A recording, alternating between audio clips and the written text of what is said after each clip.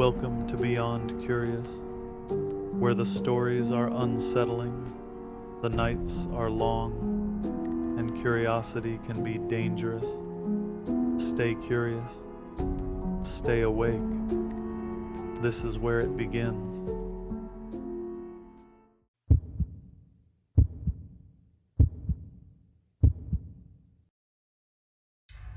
The only reason I'm still uneasy about that night is because the sound that woke me up didn't come from outside the house.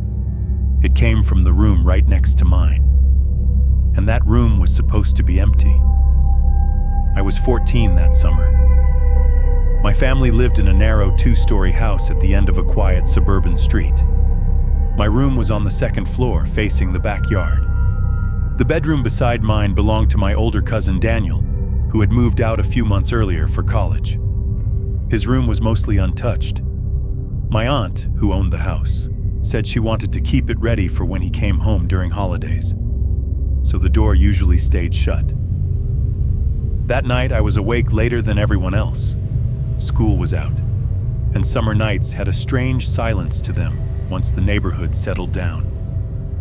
The hum of distant traffic, the occasional bark of a dog, and the glow of the streetlight leaking through the blinds. I was sitting at my desk, half watching a video on my laptop, when the rain started. A slow drizzle at first, then heavier. Soon it was pouring hard enough that you could hear it drumming on the roof and rattling the gutters outside the window.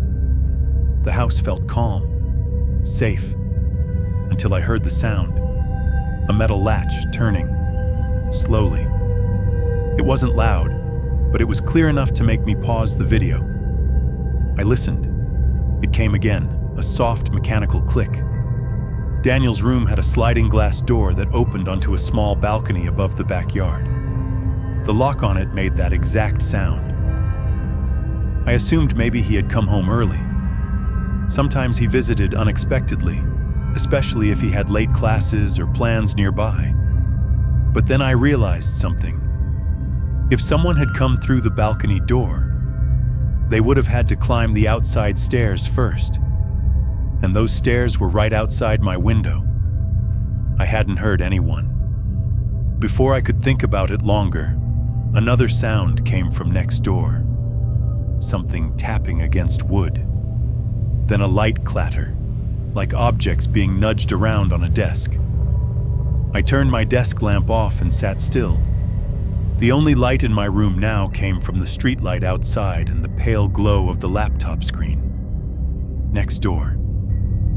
The noises continued.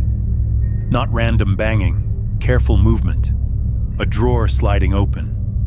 The faint scrape of something being pushed across the desk surface. I stood up slowly and stepped closer to the wall we shared.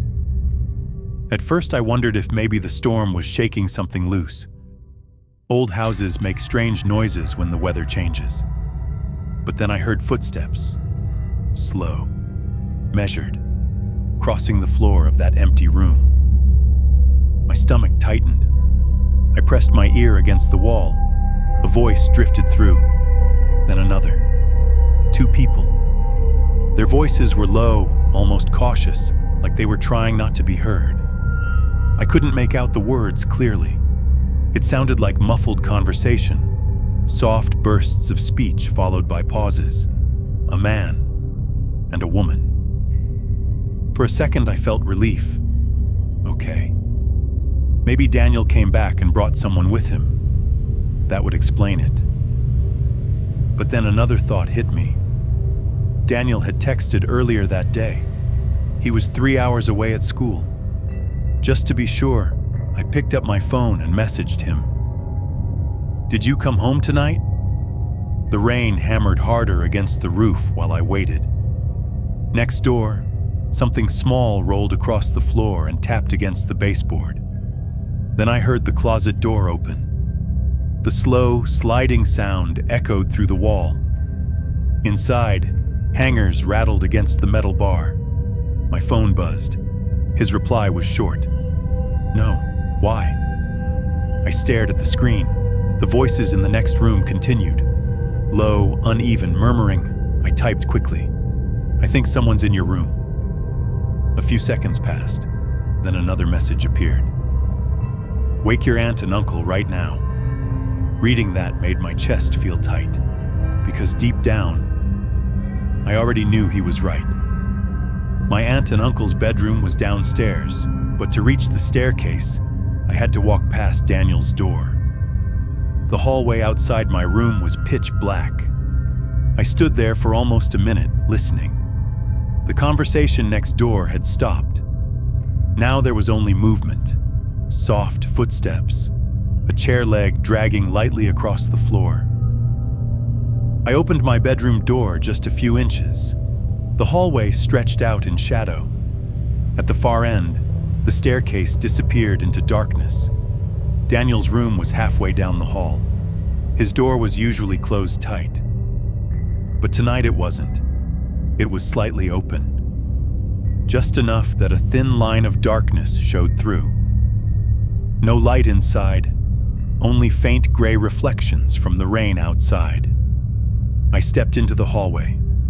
The carpet muffled my footsteps, but it still felt like every movement echoed.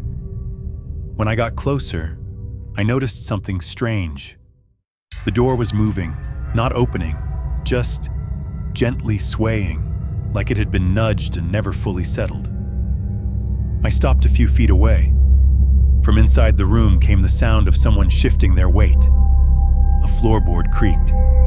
My heart started pounding so loudly I thought they might hear it. I told myself not to look, just keep walking to the stairs. But I couldn't stop myself. I leaned slightly toward the doorway. Inside the dark room, near the closet, a shape shifted, a human silhouette, standing completely still, facing the hallway. I didn't see a face, just the outline of shoulders and a head in the darkness. And behind it, deeper in the room, another faint movement. I ran, down the hall, down the stairs. I nearly tripped rushing into my aunt and uncle's room, shouting until they woke up. My uncle grabbed the baseball bat he kept beside the bed. The house lights flicked on one by one as we went upstairs. The hallway was empty. Daniel's door was wide open now.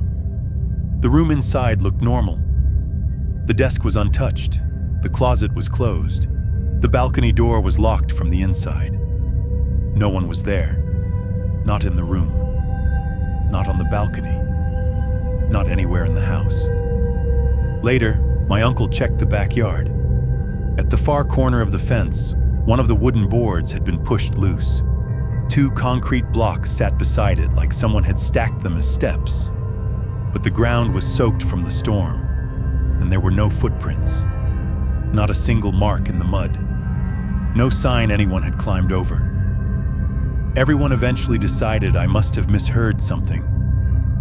The rain, the wind, the house settling. But there's one thing I've never been able to explain. When I looked into that room, the figure I saw wasn't near the balcony door. It wasn't entering. It was standing beside the closet, as if it had been in there, long before I heard the lock turn.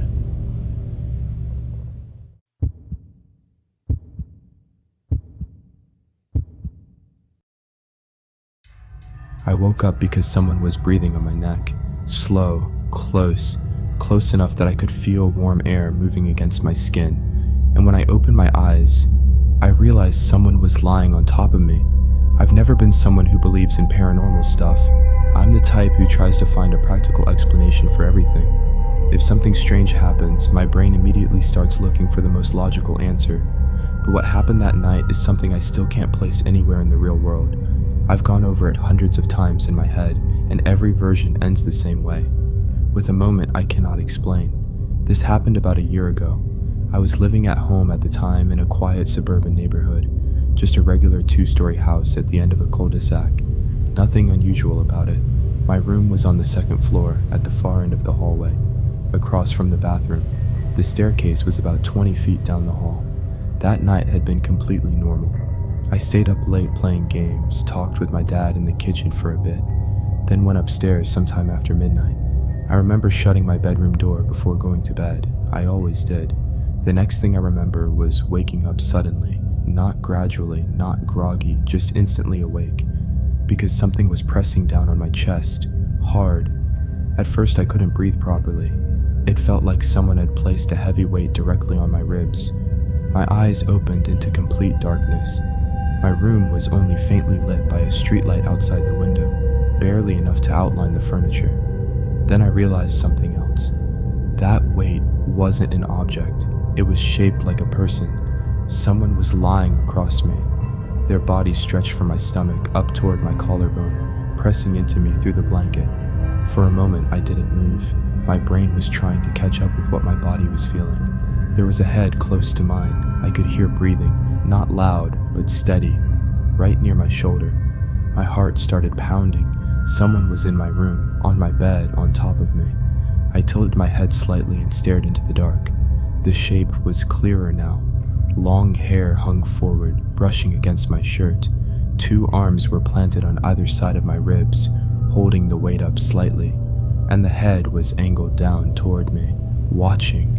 Even in the dim light, I could tell the eyes were open, locked on mine. For several seconds, we didn't move. Not them, not me. The entire house was silent. The only sound was breathing, mine and theirs. My first thought was that someone had broken into the house, but that didn't make sense. How would someone get upstairs without anyone noticing? Why would they be lying on top of me instead of doing literally anything else? None of it made sense. Then the figure shifted slightly. Their weight pressed harder into my chest. That's when my body finally reacted. I shoved forward with both arms, hard. The body slid off instantly. It dropped off the side of the bed and hit the floor with a solid thump. Not light, not imaginary. A real impact against the hardwood floor. I scrambled upright, tangled in my sheets, gasping for air. For half a second, I just stared at the floor beside my bed, but nothing was there. The space was empty. Then I noticed something else. My bedroom door was open, wide open. I knew I had closed it earlier. The hallway outside was dark, and I heard something moving, quick footsteps heading away. Adrenaline kicked in immediately. I leaned down and grabbed the aluminum baseball bat I kept under my bed. My parents had bought it after a few houses in our neighborhood got broken into the year before. At that moment, gripping that bat felt like the only thing keeping my hands from shaking. I stepped into the hallway. The house was dark except for the faint glow from my room behind me. The bathroom door across the hall reflected a thin strip of light across the floor, and at the far end of the hallway, I saw the movement. A figure. It was low to the ground, moving quickly along the wall toward the staircase, almost like someone trying to stay quiet. I raised the bat. "Hey!" My voice sounded louder than I expected in the silent house. The figure didn't stop. It kept moving. I started toward it, fast. The hallway wasn't long, maybe 20 feet. I should have caught up immediately, but just before the figure reached the stairs, it stopped, completely still. Then slowly, its head turned back toward me. The body stayed facing the staircase, but the head kept turning, farther and farther until it was looking directly behind itself, toward me. The hallway was dim, so I couldn't see details, just the outline, the curve of hair, the shoulders, the shape of the head tilted in a way that didn't look right, not impossible, just wrong, like someone forcing their neck farther than it should comfortably go. And in that moment, something about the silhouette hit me like a punch in the stomach, because the height, the build, the way the hair fell over the shoulders, it looked exactly like my older sister.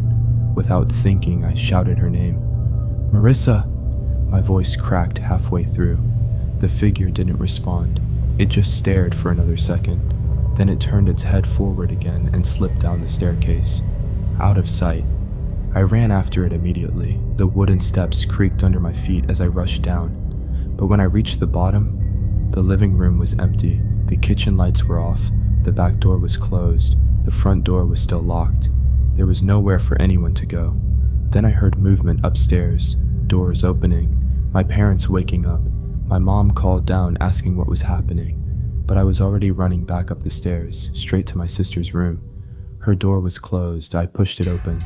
The room was dark except for a small nightlight near her dresser, and she was in bed, curled under the blankets, completely still, breathing slowly, deep asleep. My parents searched the house with me. Closets, laundry room, garage, every window was locked, every door closed. There was no sign anyone had been inside. I didn't sleep the rest of that night, or the next one. For weeks after that, I barely slept at all. Eventually, I convinced myself it must have been some kind of sleep-related thing. Maybe my brain woke up before my body did. Maybe it was a vivid dream, something like sleep paralysis. I read about it online. It seemed like the closest explanation. But there's one detail that never fit, one thing that still bothers me, even now, the next morning. While I was putting the baseball bat back under my bed, I noticed something on the floor beside the bed frame. Right where the body had landed, a thin black hair, longer than mine, and longer than my sister's. It was caught in the small gap between the floorboards, like it had been dragged there, when something fell.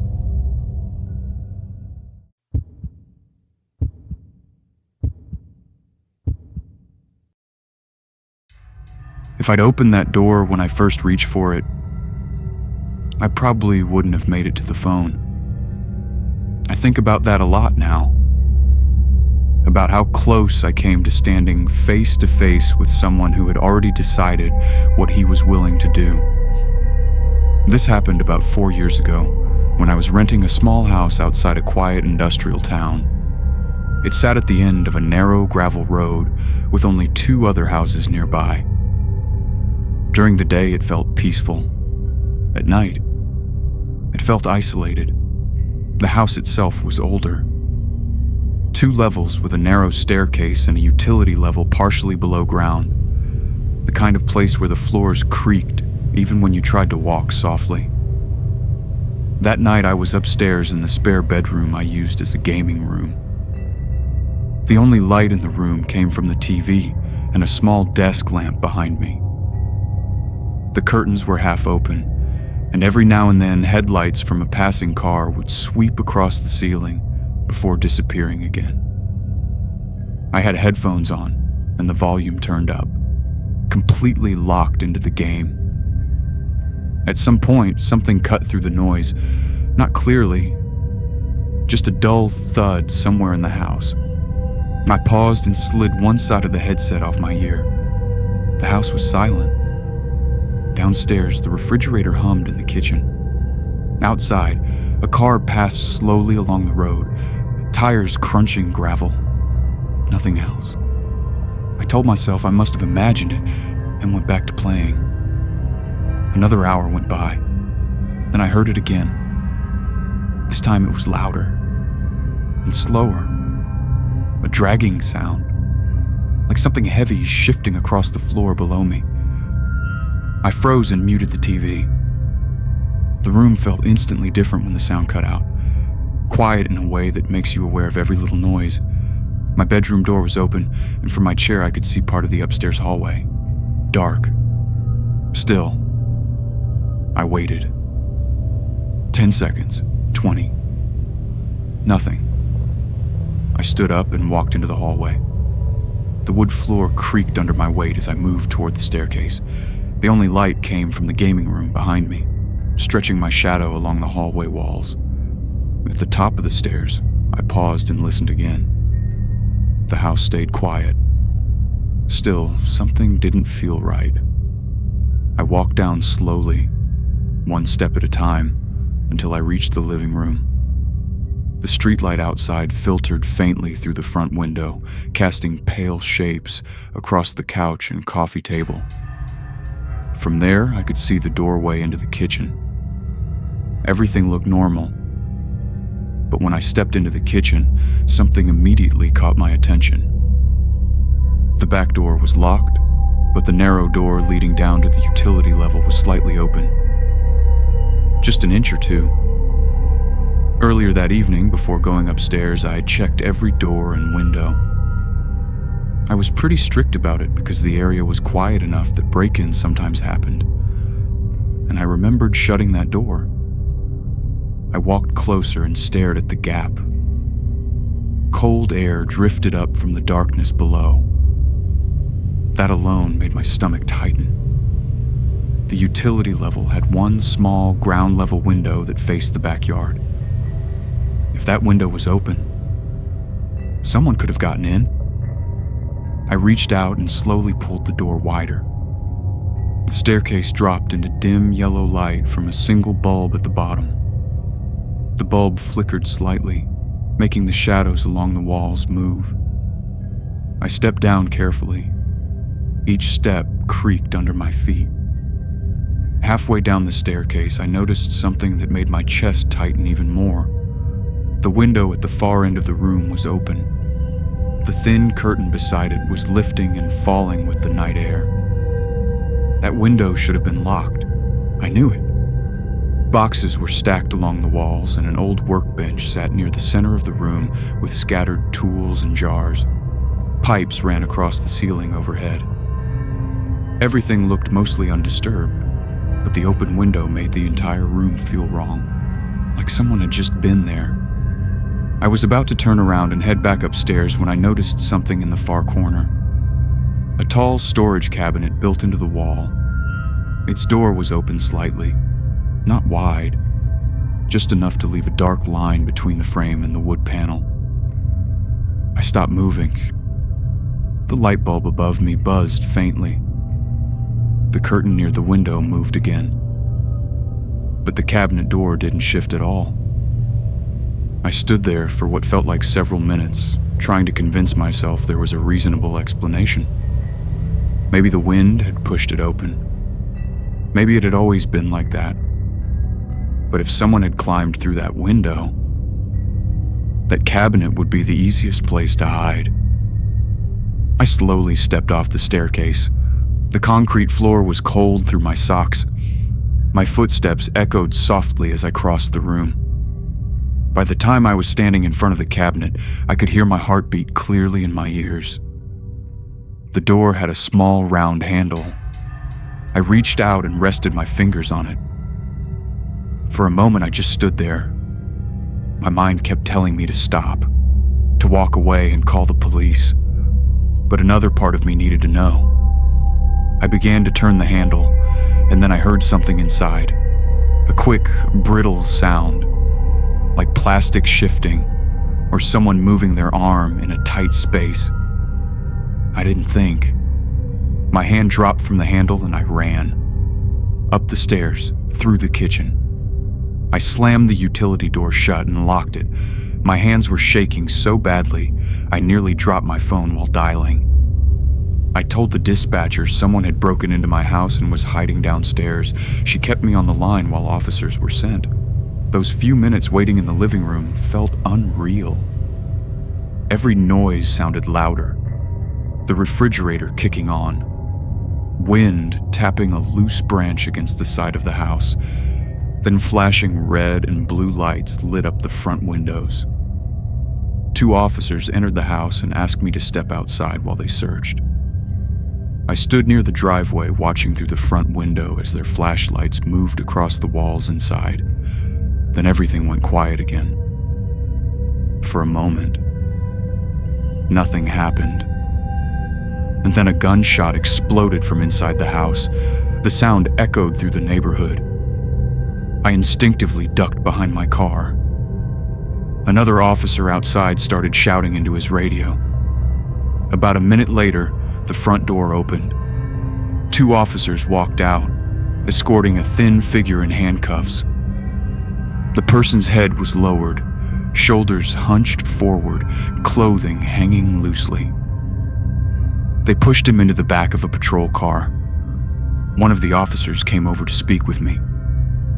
He told me what had happened. When they opened the cabinet door downstairs, the man inside had been holding a handgun. He fired the moment the door swung open. The bullet hit the wall beside one of the officers. They managed to disarm him before he could fire again.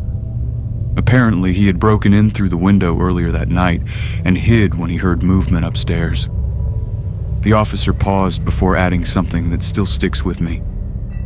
If I'd opened that cabinet myself, I would have been standing less than an arm's length away. Sometimes I replay that moment in my head. The cold handle in my hand, the door just starting to turn, and someone on the other side, waiting silently in the dark. If those stories unsettled you, good. There's another waiting on your screen right now. Subscribe if you're curious enough to continue. Stay curious. Stay awake.